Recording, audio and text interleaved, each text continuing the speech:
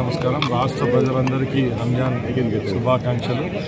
ఈరోజు రంజాన్ పర్వదినాన్ని పురస్కరించుకొని రాయచూరు పట్టణంలో వేలాది మంది మైనార్టీ సోదరులతో ఇక్కడ ప్రార్థన చేయడం జరిగింది. ముఖ్యంగా మనందరికీ తెలుసు, అల్లా యొక్క ప్రార్థనలో ముఖ్యంగా ఒకటే ఉంటుంది, అందరూ సంతోషంగా ఉండాలా, లేనివానికి పేదవాడు అనుకోకుండా 10 మందికి పంచిపెట్టే గుణమే మనకు ఈ రంజాన్ మాసంలో ఉన్న ఒక్క పదుల ద్వారా 10 మందికి మంచి చేయడం, అలాగే సమాజం పట్ల తమకున్న బాధ్యతను గుర్తు చేసుకుంటూ ఈరోజు ప్రార్థనలో మత గురువులు చెప్పడం జరిగింది.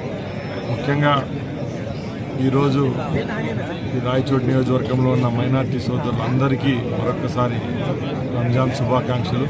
అలాగే ఆ భగవంతుని ఒకటే ప్రార్థించాం.